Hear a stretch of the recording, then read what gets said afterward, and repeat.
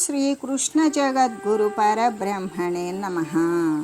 ओम नमो श्री वेदव्यासाय नमः। ओम श्री सद्गुरुपूर्णानंद स्वामिने नमः। ओम शुक्लां भरधरं विष्णुं शशिवर्णं चतुर्भुजं प्रसन्नवदनं ध्यायेत् सर्वविघ्नोपशान्तये। ओम व्यासाय विष्णुरूपाय व्यासरूपाय विष्णवे नमो वै ब्रह्मणेदये वासिष्ठाय नमो नमः। ओम नारायणं नमस्कृत्य नरं चैव नरोत्तमं देवीं सरस्वतीं व्यासं ततो जयमुदीरयेत्। శ్రీ భగవద్గీత. అయితే భగవంతుని యొక్క వాక్యాల మీద మనమందరము కూడా విశ్వాసాన్ని, నమ్మకాన్ని, శ్రద్ధను ఉంచి ఆ నిష్కామ కర్మయోగము అనేటువంటి ఆధ్యాత్మిక ధర్మాన్ని ఏ కొద్దిపాటి ఆచరించి అయినా సరే జనులు బంధ విముక్తులే అగుదురుగాక అనే చెబుతూ, అంతేకాదు నిష్కామ కర్మము అనేటువంటి ధర్మము యొక్క ప్రాశస్త్యం అనేటువంటిది ఏమిటి అంటే, దానిని ప్రారంభించామనుకో, దేనిని నిష్కామ కర్మ యోగ అనుష్ఠానము అనేటువంటి దానిని గనక ప్రారంభిస్తే అది ఎప్పటికీ కూడా నిష్ఫలము అనేటువంటిది, ఫలితం లేకుండా అనేటువంటిది ఉండదు. కొద్దిపాటి ఆచరించి మధ్యలో నిలిపివేసినప్పటికీ కూడా ఏమాత్రమూ దోషమంటదు. కొంచెం ఆచరించిన నువ్వు కూడా గొప్ప సంసార భయము అనే తొలగేటువంటి, సంసార భయాన్ని తొలగించేటువంటి జ్ఞానాన్నే కలగజేస్తూ ఉంటుంది. అసలు సంసార భయం నుండి తప్పించుకోవడానికి ఉపాయం ఏమిటంటే, వివేకముతో కూడుకొని కర్మను ఆచరించడమే. ఆ కర్మే కదా నిష్కామ కర్మ అనుష్ఠానం అని చెబుతూ, ఈ కర్మ యొక్క అనుష్ఠానమునందు నిశ్చయముతో కూడినటువంటి బుద్ధి ఒక్కటే ఉంటుంది. నిశ్చయం లేనటువంటి వారి యొక్క బుద్ధులైతే అనేక రకాలుగాను, ఆది అంతము లేకుండా అనంతాలుగాను ఉన్నవి. అంటే దైవమునందు, ఆత్మయందు నిశ్చయము కలిగినటువంటి బుద్ధి ఒక్కటే అయి ఉన్నది కదా. ఎలాగంటే అది ఆ దైవాన్ని తప్ప ఇతరమైనటువంటి దానిని దేనిని కోరదు. అది శాఖోపశాఖలుగా కూడా భిన్న భిన్న వృత్తులతో భిన్న భిన్న రకాలుగా విస్తరించదు. దైవము అనేటువంటి లక్ష్యమునందే ఏకాగ్రంగా ఉంటుంది. అటువంటి నిశ్చయాత్మకమైనటువంటి బుద్ధి కలిగినటువంటి వారు చేసే ప్రతి కార్యము కూడా, ప్రతి భావన కూడా అది దైవోన్ముఖంగానే ఉంటుంది. అంటే ఫలాపేక్ష లేకుండా వాడు చేసేటువంటి కర్మ యొక్క ఫలితాన్ని ఆశించకుండా ఈశ్వరార్పణంగా వారు కార్యాలను చేస్తూ ఉంటారు. నిశ్చయాత్మకమైనటువంటి బుద్ధి కలిగి కర్మయోగానుష్ఠానము చేసేటువంటి వారు వారి యొక్క అయితే అటువంటి మరి దైవ లక్ష్యము లేనటువంటి వారైతే అనేక రకాలైనటువంటి ప్రాపంచక వస్తువులనే ఆశ్రయిస్తారు. ఈ దృశ్య పదార్థాల మీదకే పరిగెడతారు. మరి వాని ప్రాప్తి, అసలు ఆ ప్రాపంచక వస్తువులు ఏ విధంగా ప్రాప్తింపజేసుకుందాము, వాటిని ప్రాప్తింపజేసుకునేటువంటిదే వారి యొక్క గమ్యంగా భావిస్తారు. అటువంటి భావించి చంచలమైనటువంటి బుద్ధిని కలిగి ఉంటారు. అటువంటి వారి బుద్ధి మరి ఏకాగ్రతగా ఒక్కదాని మీద నిశ్చయాత్మకంగా ఏకోన్ముఖంగా ఉంటుందా? ఎప్పటికీ ఉండదు. ఎలాగంటే డొంక మీద తీగలాగానే బహుశాఖలుగా విస్తరిస్తుంది. ఎందుకు? డొంక మీద ఉన్న విస్తరించేటువంటి తీగను ఎవ్వరూ కూడా మరి కత్తిరించరు. అంతేకాదు దాన్ని చూసి చూడనట్లు ఊరుకుంటారు. కాబట్టి దానికి అడ్డు అదుపు లేకుండా బాగా వ్యాపించి వేసినట్లుగానే ఈ యొక్క అంటే నిశ్చయాత్మకంగా లేనటువంటి వారు ప్రపంచ వస్తువులపై పడి రకరకాలైనటువంటి ఫలితాలను కోరుచు, సుఖాలను, అనుభవయోగ్యమైనటువంటి భోగాలను కాంక్షిస్తూ అనేక కర్మకాండాలలో చిక్కుకుంటారు.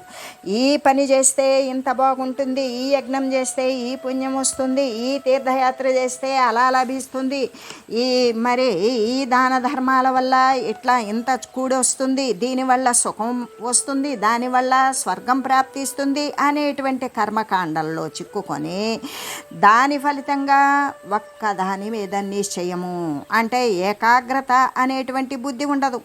అలా లేకుండా భిన్న భిన్నాలుగా వర్తిస్తూ ఉంటుంది. అంటే ఎలాగంటే ఇప్పుడు వేరువేరుగా ఉన్నటువంటి సూర్యకిరణాల ద్వారా ఒక కాగితాన్ని కాల్చలేం.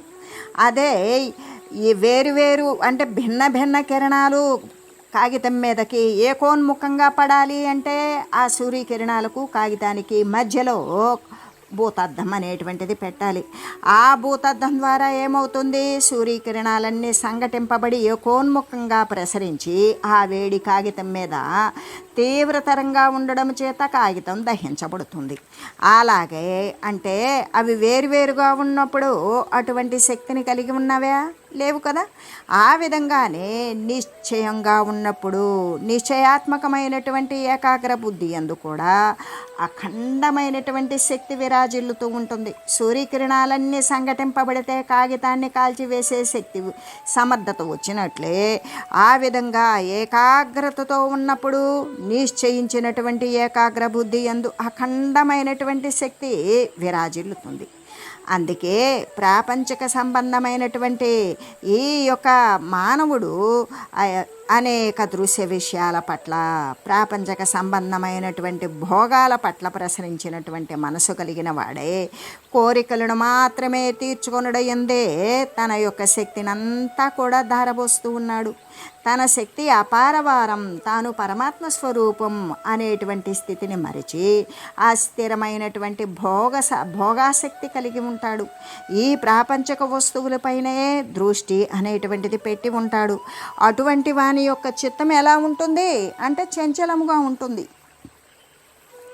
బహుశాఖాయు అంటే అనేక కొమ్మలు కలిగి విస్తరించినట్లుగా భిన్న భిన్న ప్రదేశాలలో భిన్న భిన్న కోరికలతోటి, భిన్న భిన్న ఆలోచనలతోటి, భిన్న భిన్న వస్తువుల ప్రాప్తి కోసం ప్రయత్నం చేస్తూ వాటిని పొంది కొంత, పొందక కొంత, పొందిన దానితో తృప్తి పడక మరి క్రొత్త వాటిని పొందడం కోసం శాంతి లేక తల్లడిల్లుతూ ఉంటాడు. కాబట్టి వివేకవంతుడై దైవమునందు అంటే ఏ మోక్షస్థితిని పొందాలి అనేటువంటి నిశ్చయము కలిగినటువంటి బుద్ధినే అవలంబించాలి. అలా అటువంటి ఏకాగ్రమైనటువంటి బుద్ధితో ఏ సత్య వస్తువు మాత్రమే సత్యము, అస్థిరమైనటువంటి వస్తువు అస్థిరము అనే దృష్టి ఎప్పుడైతే అస్థిరమైనటువంటి వాటిని ఆవలికి దూరీకరించుకున్నాడో, ఆ దూరీకరించుకున్నప్పుడు వాని యొక్క బుద్ధి వివేకము అనేటువంటిది సత్య వస్తువునందే వ్యాపించి ఉంటుంది.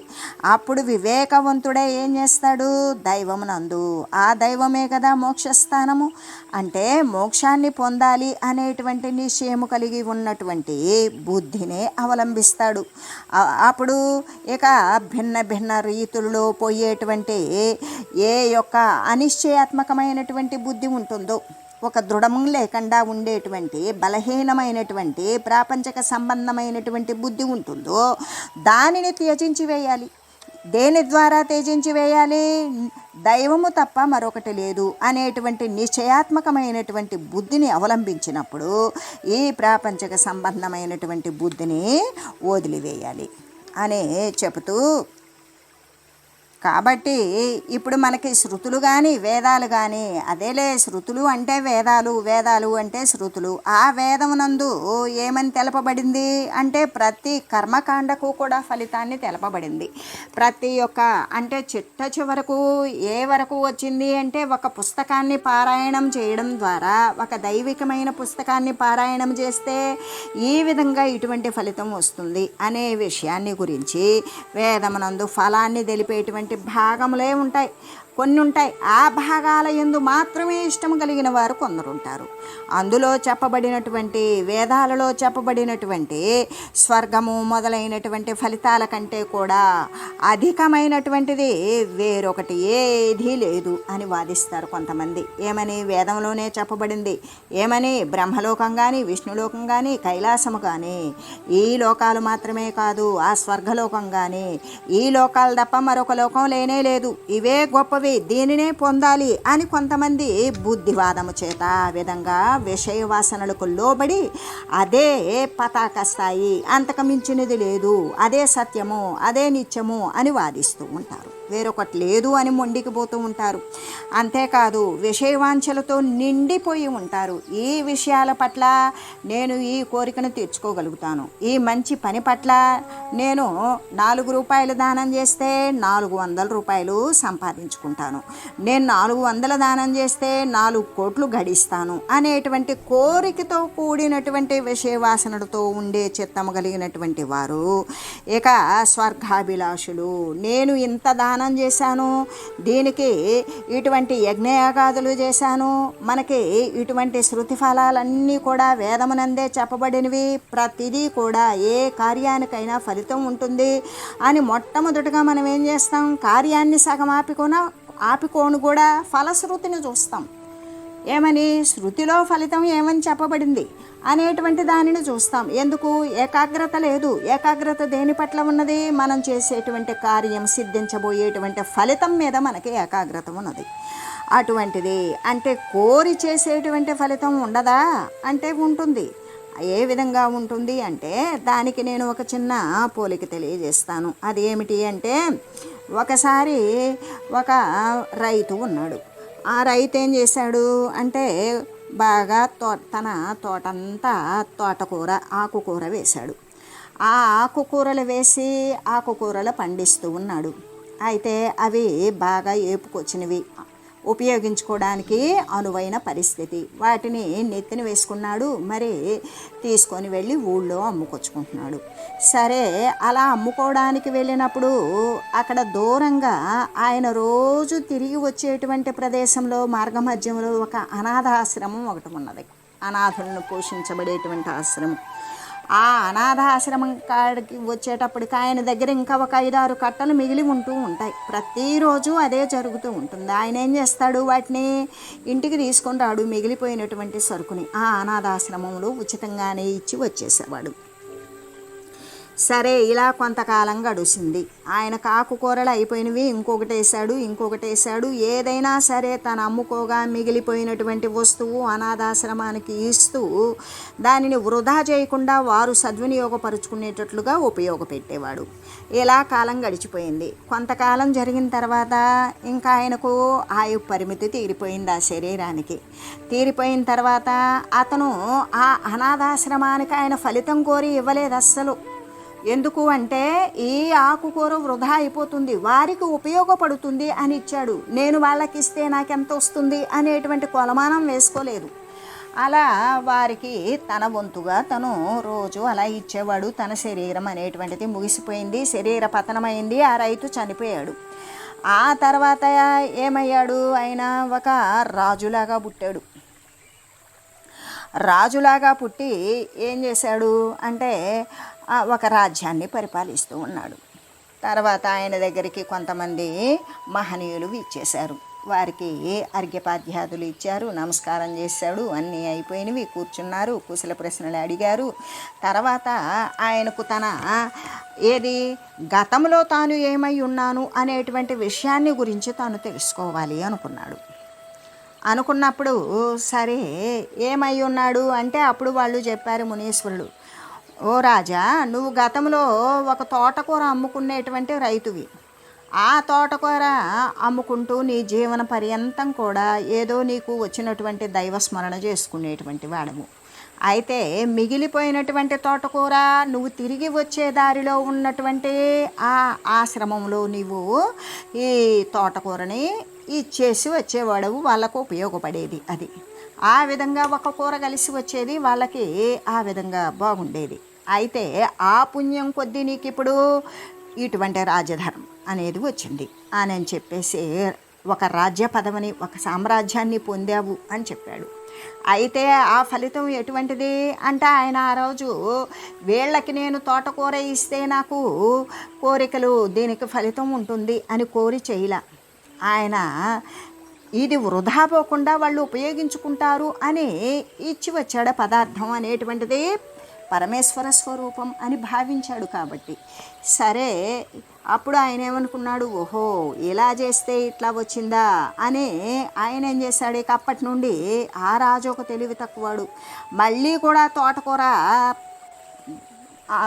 ఇవి పెంచడం ప్రారంభించాడు. ప్రారంభించి మళ్ళీ కూడా ప్రతి ఆశ్రమానికి తోటకూర, కూరగాయలు అవన్నీ ఇస్తూ ఉన్నాడు. ఏమని, నేనప్పుడు 4 తోటకూర కట్టలు ఇస్తేనే నాకు సామ్రాజ్యం లభించింది.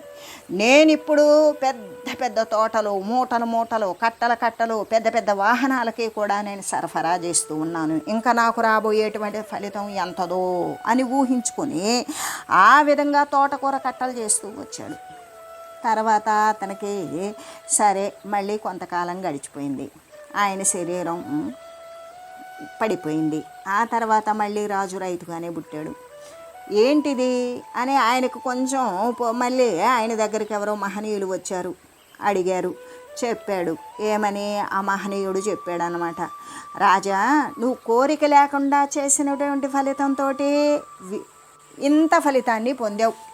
ఒక సామ్రాజ్యాన్ని పాలించేటువంటి రాజుగా అవతరించావు. తర్వాత కూడా నీకు బంగారము, దానము, యజ్ఞాలు, మరి దీనజనోద్ధరణ అనేటువంటివి అనేకం నీ యొక్క అధీనంలో ఉన్నటువంటి మంచి కార్యాలన్నీ చేయవచ్చు.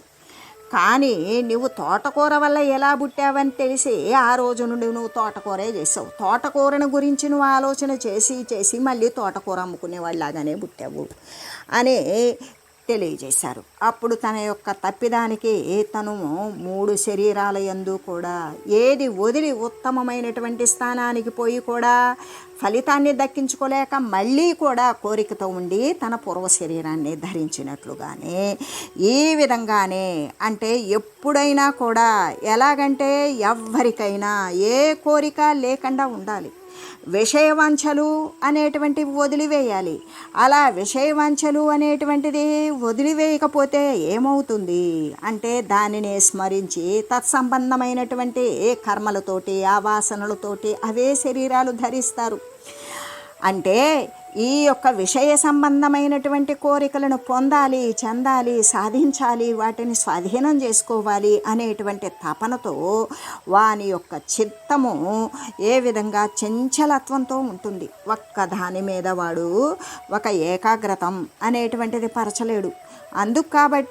అందుకే మనకి ఏమని చెప్తారు అంటే కోరిక అనేటువంటిది మహనీయులు అనేవారు బయటకు చెప్పరు. ఎలాగంటే ఒక స్వామీజీ ఉన్నారు. ఆ స్వామి ఒక ఆశ్రమం, అది కూడా పేరు మోసిన ఆశ్రమం. ఆ ప్రసిద్ధి వహించినటువంటి ఆశ్రమంలో ఒక స్వామీజీ ఉన్నారు. ఆయనకు ఒకరోజు చక్కగా శిష్యులు మధ్యాహ్న భోజన సమయానికి, భిక్ష స్వీకరించే సమయానికి శిష్యులు ఏం చేశారు, పెరుగు తోటకూర పప్పు వేసి అన్నం వడ్డించారు. సరే తిన్నారు. స్వామివారికి బాగా రుచి అనిపించిన తర్వాత తోటకూర పప్పు సరే పిలిచి వంట చేసేవారిని, తోటకూర పప్పు బాగా చక్కగా ఉన్నది, ఎక్కడ పట్టుకొచ్చారు, ఇదంతా మన ఆశ్రమంలో పండించిందా అని క్యాజువల్గా అడిగారు. ఆ అడిగిన దానికి ఆయన ఏం చేశారు, లేదు పలానా ఆయన వారి తోటలో తోటకూర ఎక్కువగా ఉన్నదంట, మన ఆశ్రమానికి కొంత పంపించారు, ఈ రోజుకు తోటకూర చేశాము. సరే తోటకూర గురించి గురువుగారు అదే స్వామీజీ మెచ్చుకున్నారు కదా అని పెరుగు తోటకూర, రేపు పెరుగు తోటకూర పప్పే, ఎల్లుండు పెరుగు తోటకూర పప్పే, ఆ తర్వాత కూడా పెరుగు తోటకూర పప్పే. స్వామీజీకి అనుమానం వచ్చింది. ఏంటిది, నిన్న పప్పు, ఈరోజు పప్పు, మరి రేపు పప్పు, ఆ పప్పు ఏంటి, పెరుగు తోటకూర పప్పు అని మళ్ళీ వంటవాడిని పిలిచాడు. ఏమిరా రోజు పెరుగు తోటకూర ఏమి లేదు స్వామి, ఇట్లా తమరు రుచిగా ఉన్నది అని నేను రైతులకు చెప్పాను, రోజుకొకరు పట్టుకొని వస్తున్నారు, అందుకని రోజు పెరుగు తోటకూర పప్పే చేస్తూ ఉన్నాను, తమరికి ఇష్టం కదా. అప్పుడు తన ఇష్టం ఎటువంటి మరి ఇబ్బందికి లోను చేస్తోంది. ఎంతమంది ఎక్కడెక్కడ ఎత్తుక్కొచ్చి ఎక్కడెక్కడ ఏరుకొచ్చి మరీ దొరకకపోతే ఎక్కడికెక్కడికో దూరంగా వెళ్ళి ఆశ్రమానికి తోటకూర పంపిణీ చేయడం అనేటువంటిది పెద్ద సమస్యగా మారిపోయింది. అది కేవలం ఎక్కడి వరకు తన నాలుక మీద ఉన్నటువంటి రుచిని గుర్తించిన చిత్తం అక్కడ ఉన్నటువంటి సభ్యులతో వ్యక్తం చేయడం ద్వారా వచ్చింది అని ఆ స్వామీజీ తనను తానే శిక్షించుకోవాలనుకున్నారు. ఆ శిక్ష కూడా ఎవ్వరికీ చెప్పేటువంటిది కాదు. సరే ఏం చేశారు, ఆ మర్నాడు భోజన సమయానికి ఆయన చేసేటువంటిది ఏకభుక్తం మహాయోగం అన్నట్లుగానే ఒక్కసారే భోజనం చేసేవారు. ఆ మర్నాడు భోజన సమయానికి ఆయన వంట వాళ్ళు వచ్చి, స్వామీజీ భిక్ష సిద్ధమైంది, మీరు భుజించడానికి రండి అన్నారు. నాయన ఈరోజు నాకు ఆకలిగా లేదు అన్నారు. గోశాలకు వెళ్ళారు, ఆవు పేడ తీశారు, నాలుకకు పూచారు, కాసేపు ఉండి నాలుక కడిగేసుకొని వెళ్ళిపోయారు. తర్వాత ఆ మర్నాడు మళ్ళీ పిలిచారు. ఎన్ని రోజులు వరుసగా తోటకూర పప్పు చేశారో అన్ని రోజులు ఆయన ఖాళీ కడుపుతో ఏమీ తినక దైవం నందు ధ్యాస పెట్టుకొని తన చిత్తము చంచలంగా ఉన్నటువంటి కోరికను వ్యక్తం చేసిన దానికి తనకు తాను శిక్షగా ఏం చేశారు అంటే అన్ని రోజులు కూడా ఏ పదార్థాన్ని అంటకుండా దైవం నందే చిత్తం ఉంచుకొని శిక్ష భగవంతుడు విధించినట్లుగానే తనకు తాను శిక్షించుకున్నటువంటి స్వామీజీలు ఉన్నటువంటి ఆశ్రమాలు ఉండబట్టే ఈనాడు భారతదేశమే కాదు ప్రపంచం యావత్తూ కూడా ఈ విధంగా అంటే సత్యమై ఊనుకొని నిలబడుతూ ఉన్నది.